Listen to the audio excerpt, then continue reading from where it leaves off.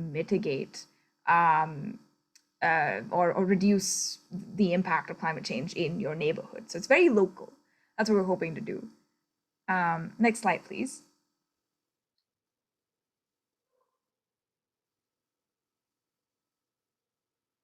Perfect. So we're hoping to keep this this talk a little bit more interactive. So let's start with an icebreaker where you go ahead and you type your name in the chat and perhaps your favorite place in Metro Vancouver to spend time in nature. So I'm not sure if you're all familiar. I think you're all familiar with Zoom at this point. If you've had, this is the third meeting.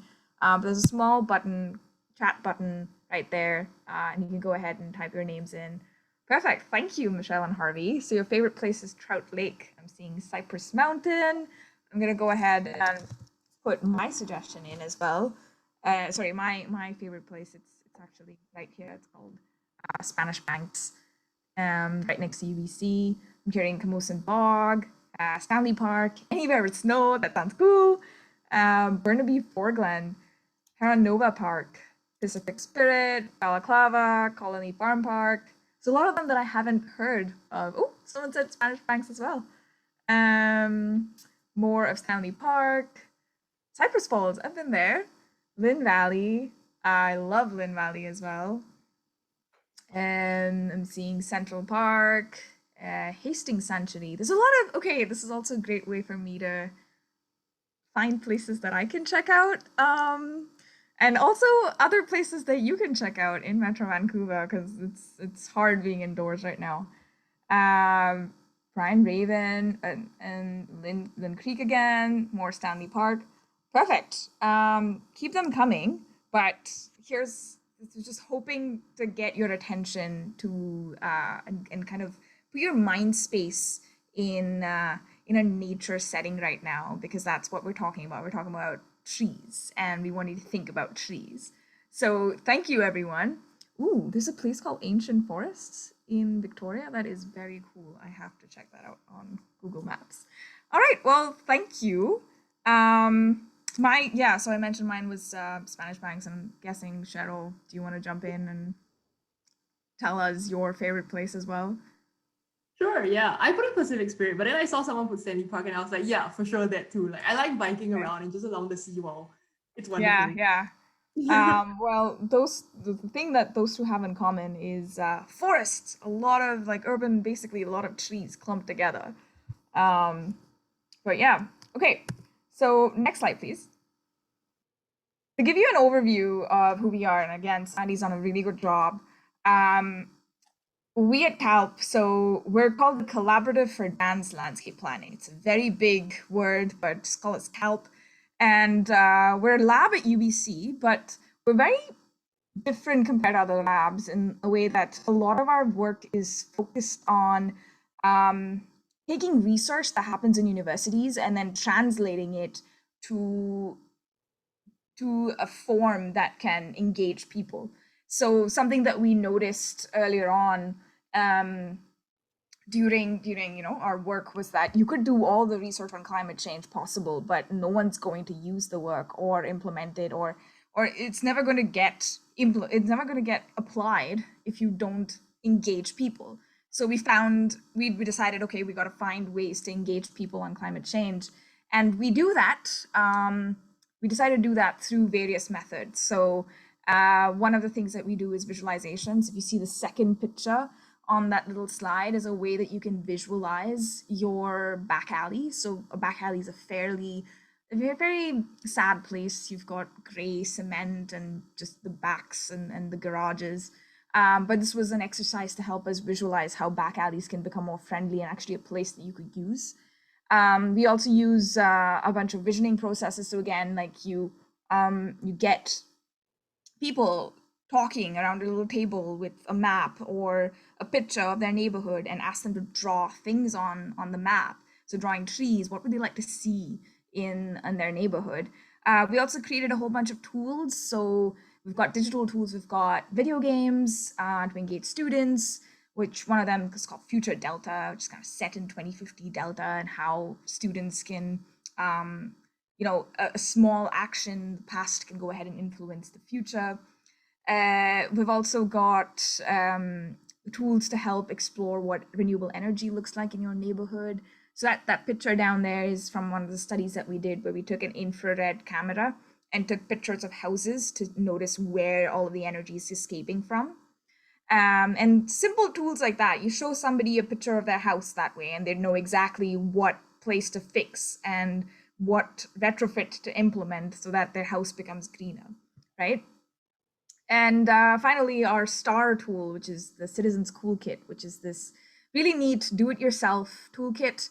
And it kind of explores how it helps people walk through the process of identifying identifying around their neighborhoods what works. So what's working in terms of climate change, what's not working in terms of climate change, and what they can do to change or re-visualize their entire neighborhood. And again, with a big focus on trees, because we're from the Faculty of Forestry. So we've got a lot of partners. We work with municipalities, we work with schools, we work with foundations, NGOs, and community groups. And it's basically all about finding a way to engage the most amount of people and bring some change. Get them to do get them to take climate action. Yes, climate action. That's it. All right, so that's I was hoping to keep it briefer, but that was not very brief. But that's kind of an introduction of who we are and where we're coming from. Next slide, please. Here's a quick, before we jump in, just want to let you know again, this is going to be a fairly interactive talk. So if you've got, you can go ahead and react using the emoji reactions. Oh, brilliant. Thank you, Jennifer. Just gave us a heart. So you can go ahead and react, and also go ahead and type your questions in chat. So if I'm not presenting, I'll be monitoring the chat and answering your questions. And if Cheryl's not presenting, then she'll be doing the same. So we'll be constantly asking you for thumbs up or claps, or if you've got any questions, again, go ahead and type them. And let us know if you've got any questions. Yeah, I already mentioned that. I don't know why I said that again. And with that, I'm going to transition, let Cheryl take over, and she's going to go over what we're talking about today. Thanks, Kanchi. And hi, everyone. And thank you to Nature Vancouver for letting us present, for inviting us on board today. So just a quick agenda of what we're going to go through today, 3 main sections. So the first one is really just, bringing climate change down to the local level and thinking about what this huge, overwhelming, sometimes large scale thing really just means to us individually, or even just down to the neighborhood level. And then the second part is about how urban forests can then be an adaptive solution, as the title said, to climate change. And finally, Kanchi will be introducing some of the activities from the Citizens Cool Kit, which Sandy previously mentioned as well, so that you can think about some tangible actions that you can take with your friends and your neighbors. Great. So first of all, what does climate change mean to me? I think a lot of the things that you see on this slide are really not strange or foreign to you. You probably already know, things like heat waves and floods and droughts, melting snowpack. All these are things that we see in the news a lot. And I think it sometimes goes to the point that we just don't want to hear about it anymore. So like Kanchi mentioned, what we do at KELP is really to try to get people thinking about, what climate change actually means to me on a personal level. How does it affect my everyday actions? Or how does it affect, when I leave my home tomorrow, how am I going to walk down the street and understand what the trees I see on my street mean to me, and what, the houses in my neighborhood, whether they have solar panels or not, what do these really mean to me? So here in Vancouver, obviously, we're thinking things like heat waves would be one of them. I guess for those of us who have lived here for a pretty long time, we would have noticed a tangible difference in the temperature, especially in summers, right? We're getting more and more heat waves. You're feeling more summer days are actually really getting hotter, and we need to find more cool spaces to spend our time in. Obviously, here in Vancouver as well, we are on the coast, so rising sea level is also going to be another issue that we will have to grapple with. And Kanji and I being from UBC, and maybe some of you were also from UBC, realizing that very tangible way in which our entire campus is on a cliff that could eventually slowly erode away and eat away at our campus is definitely something that is a very personal thing. Does anyone enjoy skiing, hiking, camping? Raise your hand. No, not raise your hand. React in the chat, not in the chat. React using the emoji somehow, just to show me like who is interested in skiing or hiking. Yeah, me too, me too. Lots of, yeah, thank you. Thanks for reacting. Exactly. So these are some, well, currently they're pretty dated images, but like as I click through the images, you're going to see how the snow line is changing over the coming decades and what climate change really means to us here as people who love the outdoors and want to spend more time. You can see, well, sorry, previously, so this was like around 2010. And as we go into 2020s, we have smaller snowpack, even less in the 2050s, and even less in the 2090s. So eventually, obviously, even if we're not around, like people after our generation will feel the impacts of this. And well, last year we had a wildfire season, didn't last very long. Didn't last very long, but we did definitely feel the effects of the wildfires down south as well. So I think this is one of like the great visualizations that I've seen done by one of our colleagues in forestry, where just the smoke and the haze covering the city really brings home the message that climate change is here to stay and is something that will affect us all. So what we're going to do next is go for a little walk using Google Street View. And what I want all of us to be doing as we go through this walk is to think in terms of 4 key items: causes, impacts, mitigation, and adaptation in relation to climate change. So I think I'll just go through quickly what these mean, just in case some of it might be a bit too technical. Causes, I think we all understand. So causes of climate change, anything that increases our carbon emissions or that contributes to global warming or climate change. The impacts would, be things like what we mentioned earlier, things like increased droughts, increased flooding, increased wildfires, more hot summer days that we will experience. Any of these that are a result of the changing climate would be under impacts. Mitigation and adaptation, I guess this is where sometimes it gets a little bit confusing. So mitigation is essentially anything that would reduce our carbon emissions. So, things like renewable energy or solar panels or walking and biking instead of driving. All these reduce our emissions. As compared to adaptation, which refers to not so much the reduction of emissions, but actions that will help us to cope better with the changing climate. So think in terms of, having trees on the road that provide shade as we're walking down the street, so that even on a hot summer day, you don't feel the sun beating down on you because you have a nice tree above your head to cool you down. Other adaptation strategies include, jumping in walking around in a park, just to enjoy bits of nature, even while you live in a city where it can get very hot because of the urban heat island effect. So what's going to happen now is I will basically take us on a virtual tour of a neighborhood in Vancouver. And as we go along, I will prompt you with questions that get you to think about what some of the causes, impacts, mitigation, or adaptation you can see in the photos. So let's begin. Okay, so here we are on 47th and Raleigh, as you see on the screen. So this is in Killarney neighborhood. For those of you who might live there, you might be familiar with this place, so all the better. Please feel free to contribute. So if we walk a little further down the road on 47th Avenue, okay, what do we see here? Are there any clear signs of climate change causes? And yeah, oh, I already see some people are typing in the chat. Burning fossil fuel, yep. Yeah, thanks, Teresa, for pointing that out. Causes aren't just things that increase, but also things that don't actually decrease it, for sure. Densification, construction, fences. Okay, vehicles. Yes, thank you for bringing that up, Sabina. Exactly. More development, less nature. Exactly. If we constantly expand in terms of housing, in terms of high-rise buildings, definitely. Asphalt, for sure. Exactly. Asphalt being something that reduces the permeability of the roads, and it increases flooding. Lawns rather than ground cover. I love it. Thank you. Yeah, these are great answers. Okay, so, yep. Thank you for pointing these out. Okay, do we see any adaptation strategies over here? Too many lawn sections with no trees. Yep. Yeah, anything good about this picture? Trees, yes, thank you. So exactly. So not all bad, I guess. The vehicles are kind of big and yeah, they definitely would be emissions increasing. But yeah, shade trees, exactly.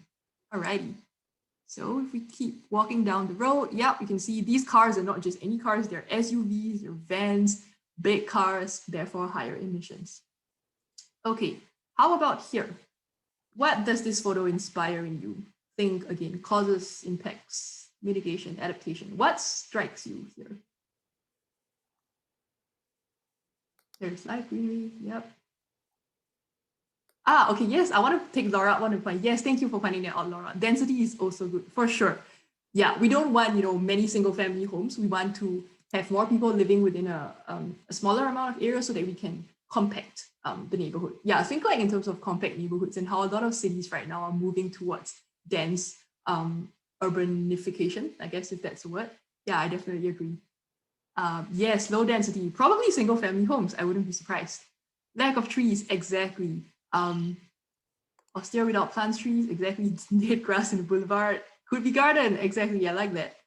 Fences rather than trees, lots of lawns, exactly. And then, yeah, I mean, this is the botany section of Nature Vancouver, so I think you guys are very in tune with biodiversity and, like, lawns are bad. Yeah, I'm with you. So definitely gardens over lawns, anytime trees over grass, always. I agree. Tax break for anyone who plants potentially large tree. Yeah, I like that idea.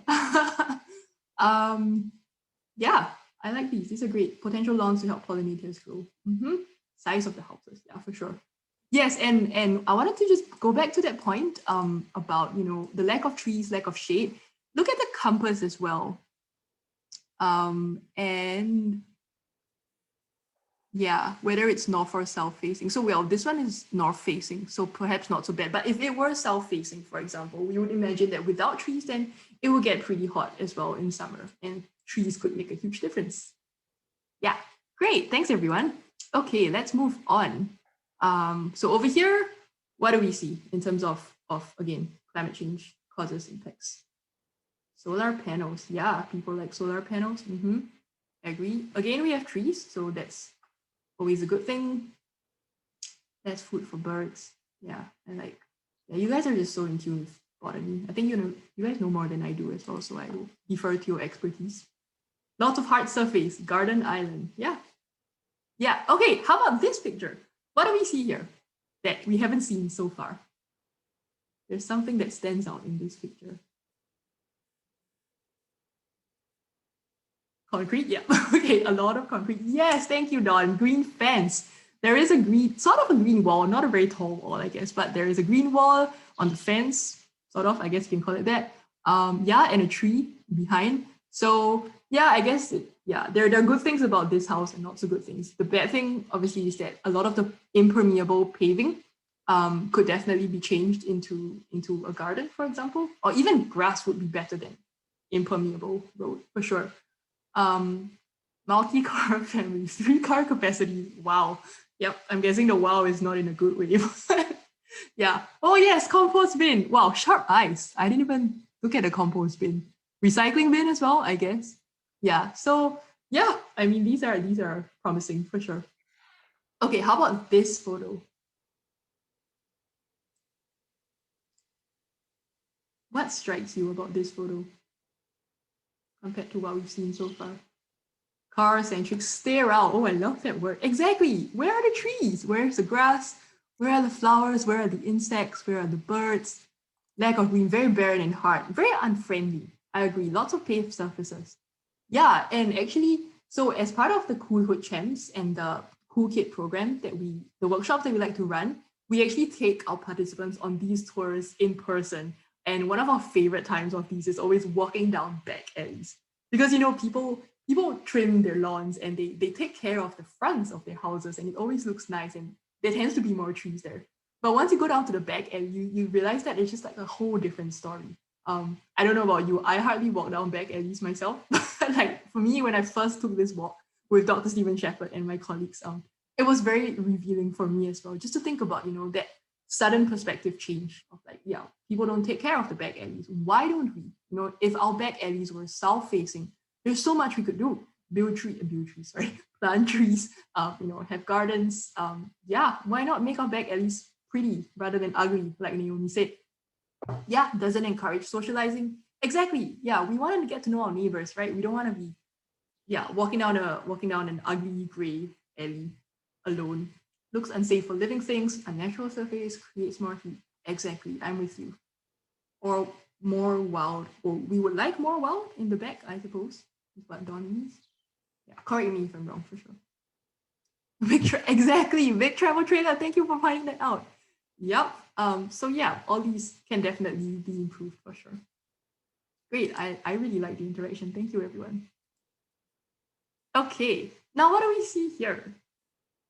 What is the one thing that is interesting about this house?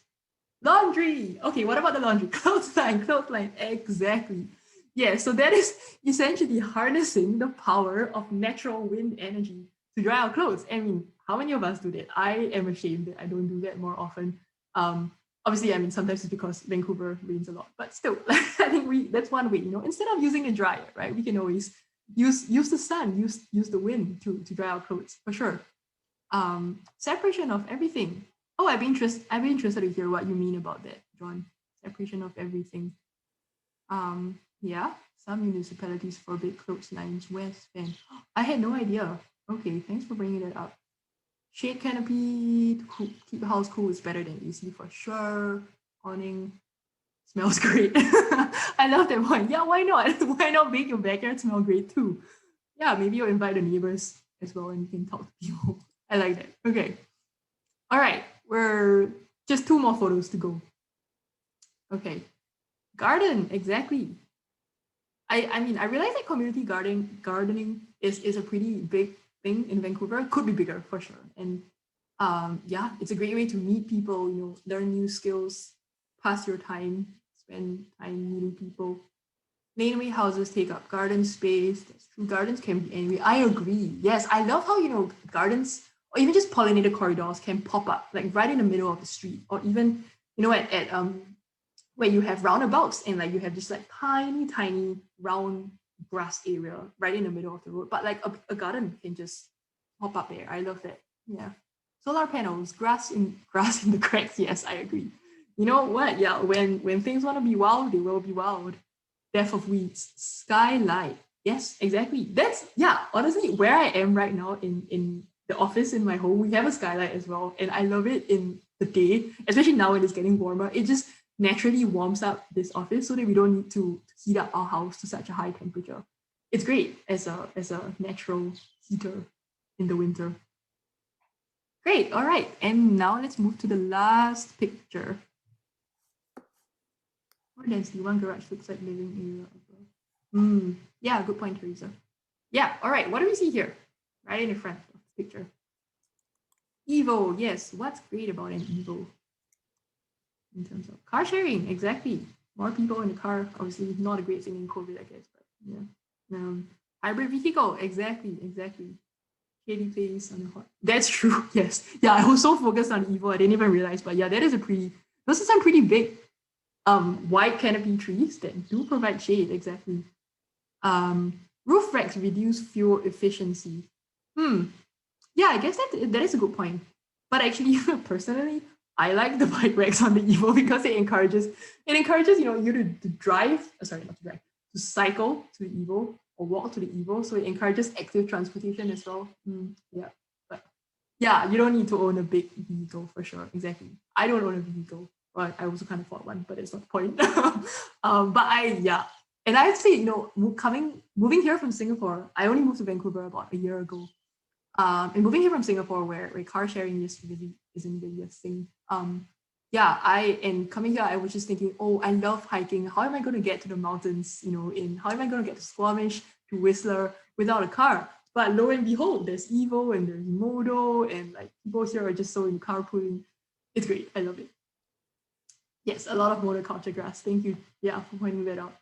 New trees planted in the park. Oh yeah, that's true. In the background, you guys have really sharp eyes. You guys are pointing things out that I didn't even think of myself when I first looked at these photos. So thank you, everyone. I'm learning from this talk myself. Thank you. Alrighty, okay, so now that we've talked about that, let's talk a little bit about BC's commitment to reducing emissions. So I'm gonna ask Denise if you could kindly pull up the first poll question. Thank you.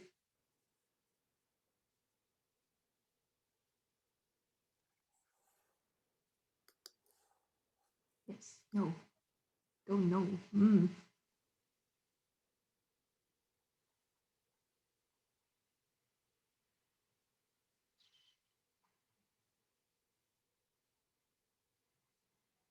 Got about 53% who voted. Yeah. Okay, let's go until 80% have voted and then we can show the results. We can see the results kind of changing, and there's this fight between between two answers. I can't tell you which ones yet. Well, sort of. Between yes and don't know. There's people who like, there's yes, and then there's people who don't know. It's changing. Like, Yeah. It's a race. Also, I have to give credit to Dennis who added the don't know option, because when Kanchi and I made the poll, we only had a yes and no, and Dennis was very astute in thinking, don't know, it's a good option to put in there. So thank you, Dennis. Yeah. My idea, it was Teresa's. Mark, Teresa, thank you. All right, we're at 78% and seems to have stagnated there, so should go ahead and end polling. Yeah, thank you. Share results. So most people, about 48% think yes, and 40% think no. Sorry, 12% think no, and 40% say don't know. Well, do you want to end their misery, Cheryl, and tell them the answer? Okay, well, no, we're going to get them to guess first, Kanchi, so we won't end their misery just yet. Dennis, can you pull up the second question? Yeah, well, the answer BC does have an official emissions reduction target. And I'm going to go ahead and share the second poll. Well, so we do have an emissions reduction target, and we're wondering if you know what the target is. So how much emissions do we want to reduce by 2050? What's our goal for BC?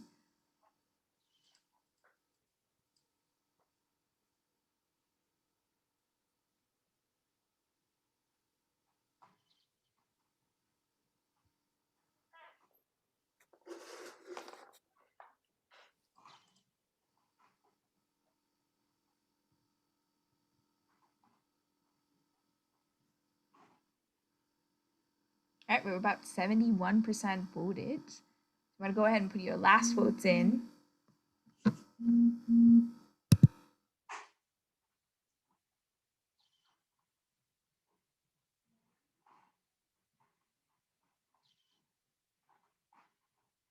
Okay, I think we can go ahead and share. It's at 78% again, so. Yeah, all right. Yeah, go for it. We're going to go ahead and end polling and share results. So most people don't know.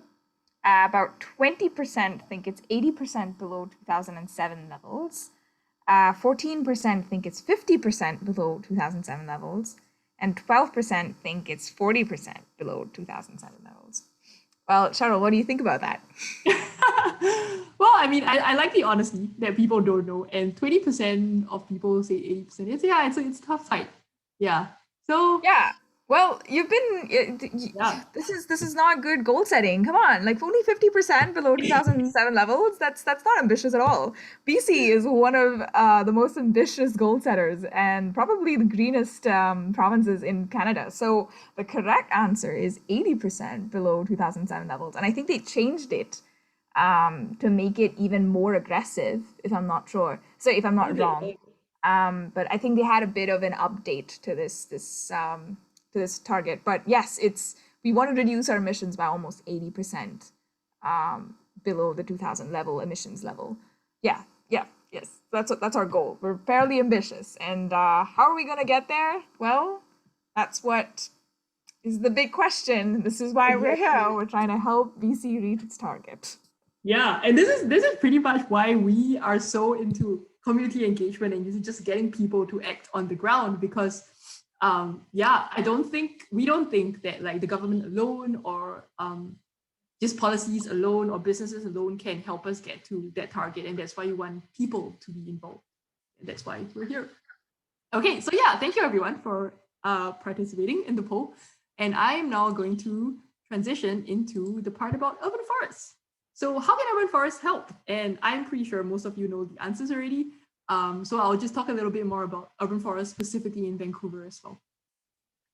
Before I begin, I guess one question that people might ask in the first place, what is the urban forest? Well, honestly, it's not that hard. It's all trees within the city as defined by Vancouver Park Board. So this includes, trees in parks, trees in forests, like in Stanley Park, trees in private lawns, private yards, trees along the street as well. And one of our colleagues, Sarah Barron, actually did this little diagram of how can urban forests help. So lots of things: sequester carbon, cool urban heat islands, increase our health. I think COVID has also shown us that just having trees and nature in a city can really improve our mental health and increase our well-being amidst something like a pandemic or even without a pandemic. Definitely increases property value as well. Increases habitat for those of us who are into pollinators, insects, birds, that type of stuff. Yeah, manage stormwater. So this is essentially a similar idea. I think my hope, obviously, is that most of our houses look like that. Firstly, well, it's more densely populated. But also just, we have trees and plants in our yards so that we can have it to be both beautiful and livable as well. So just a quick overview of how much of Vancouver is actually covered by tree canopy. Right now, it's only 18%. So honestly, not great. When we're thinking about, wanting to be the greenest city in the world, 18% is a very, very small number compared to other cities like Melbourne or Paris. And what we've realized in the past years is on public land, canopy is increasing. A lot of it is because of the Greener City Action Plan, where they aimed to plant 150,000 trees by 2020, and they did manage to hit that mark. But on private land, a lot of trees were actually being removed over the last couple of decades. And so it doesn't really look that great. It's really interesting also to see how Vancouver's tree canopy is distributed around the different neighborhoods. We can see that it's clearly very inequitable, where the west side of Vancouver tends to have a lot more tree canopy, whereas the east and especially the southeast areas tend to be a bit more in the red zone. Over here in Killarney, it's green because of Everett Crowley Park, which I know someone mentioned earlier as well. You live near there. So on the whole, I mean, if we were to think in terms of across the whole of Vancouver, the east side is not doing as great. City of Vancouver does have an urban forest strategy, and this is what they aim to do. And it's really interesting, I find, that, beautiful is a word that is right there in the vision of their strategy. So trees obviously do great things for us, they cool our area. But on top of that, people, appreciate just the aesthetic of it. And cities do look more beautiful with trees as well. So as part of the Greener City Action Plan, these were some of the big aims that they had. They want 95% of all residents to have a 5-minute walk to green space, or to be within a 5-minute walk to a green space. So I think some of you can start thinking about where you live and whether you are within a 5-minute walk to a green space. And if not, what would you like to see more, and how do you think it can be improved within your neighborhood? 150,000 new trees, they did manage to plant that amount by 2020. But obviously the challenge is also, it's easier to plant trees, but it's harder to maintain them and to make sure that they live up to 20 years, 40 years, so that they can actually be tall and large and actually provide shade. There's habitat restoration, and then they want to aim for 22% of the land area being tree canopy, which in my opinion is still not very great. 22% is a tiny, tiny amount. And look at all the gray bits and all the impermeable stuff on this map over here. I think we could do a lot better. Definitely, I think one way of doing that is to plant more trees on private land. And with that, I'm going to pass it over to Kanchi, who will walk you through some of the citizen cool kid activities to talk about how we as citizens can make a difference. Thank you, Cheryl. Okay, so I already mentioned it, Sandy's mentioned it, Charles mentioned this. So this is what the Citizens Toolkit looks like, and our goal is basically, so you've learned, so through this talk, hopefully you've had a chance to kind of view a typical Vancouver neighborhood through the lens of climate change, right? So adaptation and mitigation, causes and impact. And then you had a chance to learn a little bit more about trees and urban forests and the impact of urban forests. And now we're kind of providing you with this tool to help you take things into your own hands almost. So the Citizens Toolkit is designed around this process. You can see that small little curve on that on the first page on the visual right there. So it starts with having conversations similar to the one that we're having right now about your neighborhood, about your block even. It could be about what you'd like to see there, what you like, what you don't like. Maybe it's also getting to know more people on your block and connecting over something together. And we've got exercises. Yeah, well, yes, it's all about, let's begin with let me just talk about the process. So we talked about, oh, can I go back to the first slide? Yes, thanks. So we start with conversations and then you lead to mapping. So you're like, okay, let's say you've had these conversations with your neighbors and you realize that community gardens are something that everybody wants in the neighborhood or on your block. So you'd go ahead and map. It's kind of like mapping what areas would be best for community gardens. And then you go ahead and rate your block saying, all right, well, how good is this block on other pieces? So is it how good is our block doing in terms of climate mitigation? Do we have enough trees on the block? Do we have enough solar panels? Do we have enough electric cars? So kind of rate your block against other blocks. Finally, you can have a visioning process. We go ahead and design what you'd like to see on your block on a screenshot of a Google Street View of your block, or maybe take a picture of your neighborhood and say, okay, this is what, get everyone together, get everyone on the drawing board and then draw something out. And finally, you can act it out. You can actually take matters into your own hands and act on the vision that you see for your block. So the Citizens Toolkit has a bunch of exercises to help you walk through this, that kind of walks you through this process.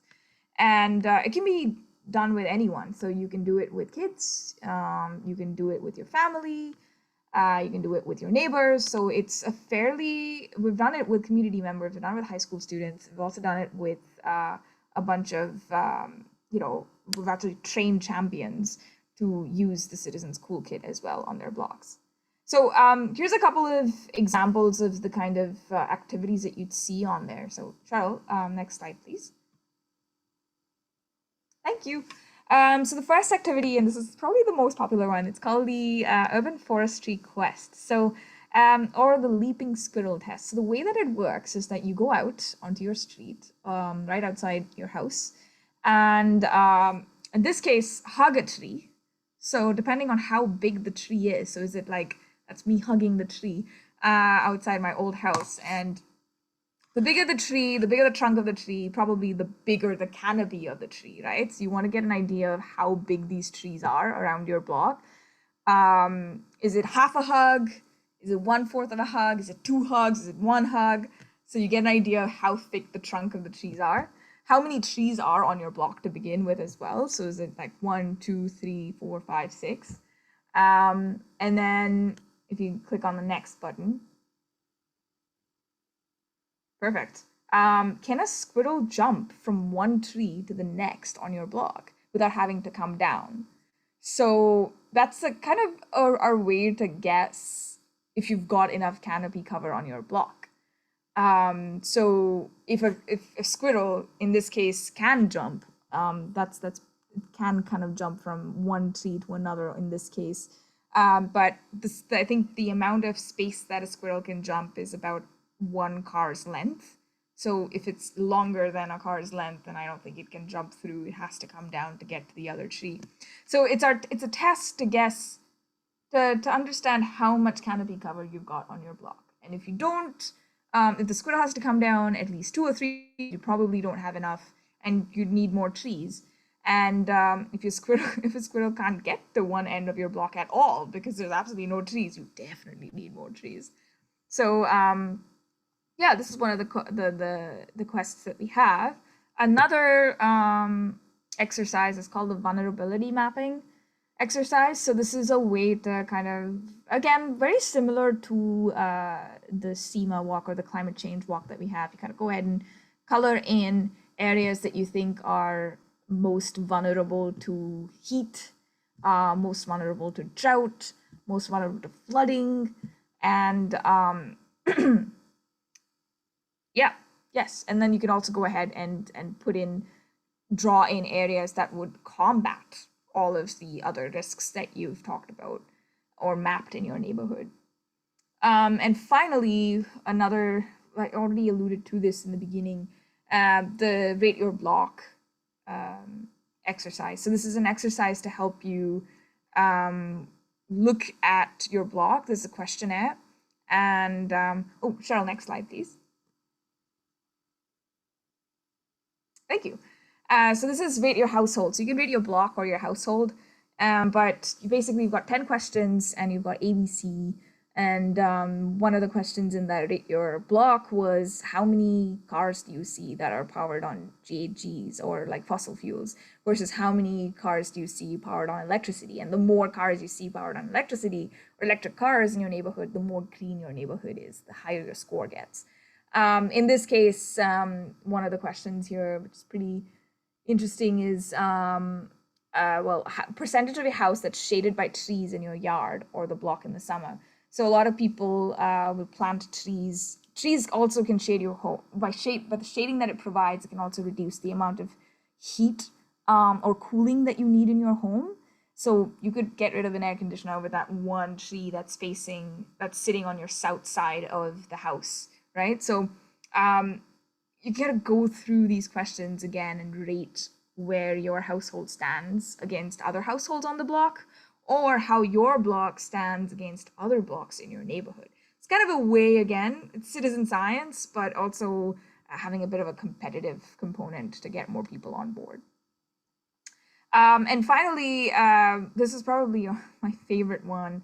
If you click the site, Cheryl, the goal is we want, this exercise is called a visioning exercise, and the question that you ask yourself is, again, what is your ideal neighborhood? So this is a neighborhood, this is a screenshot of a neighborhood in West Van, and as you can see, there's just there's no sidewalks, and there's again, it seems like there's no bus stops, so it seems like a more car-driven neighborhood. And one of our, I think it was Sarah, but one of our staff went ahead and reimagined this neighborhood. So if you go ahead and click on the next slide. There, that's how we reimagined it. So we saw bike lanes, we saw sidewalks, we saw a bus stop, more people moving, community gardens. We see a sort of a denser neighborhood where we've got a small local grocer as well. So that's the kind of, and we've got solar panels as well on the houses. But yeah, that's the kind of direction that we envision this neighborhood moving towards. And that's the opportunity that the Cool Kit can give you as well. So during our last workshop with the community champions, where we're training community champions, we asked them to envision various neighborhoods in Vancouver. And if you click on the next slide, you can see images of what they came up with. So again, you're seeing a lot more concrete, and they've just gotten rid of the concrete. Somebody's gone ahead and put pervious surfaces, so like roads that have small shrubs growing, or like it's kind of pervious pavement. We've got grass, we've got rain gardens, we've got native plants. We've got more trees, a lot more trees. We've got a nice roundabout, which has got some flowers growing on them. Community garden, a local grocery store, some more foods, a lot of community gardens, grass block pavements, green alleys, more trees, solar panels, trees on the south side, green roofs, more pedestrian space, We've also got biking lanes. So yeah, this is and just a snapshot of what you could do with your community or your family, even if you've got, if you've got a weekend where you got nothing to do, you can go ahead and pick up the cool kit and re-envision your neighborhood. But yeah, that's the goal that we're aiming towards, is that we empower people to not only educate them on urban forests, and this is a very educated bunch, but also but you've also obviously got a lot of ideas for your neighborhood, and we want to be able to empower people to take those ideas and have them take shape, right? So that's the goal of the Cool Kit, and also the Cool Hood Champs program that we're hoping to bring back at some point, once we get more funding and once everyone's vaccinated and safer, as well, to meet in person. We do have online programs as well. Anyway, but that is our goal. That's our goal in the end, to have a more climate friendly neighborhood. And with that, I think the end of our talk.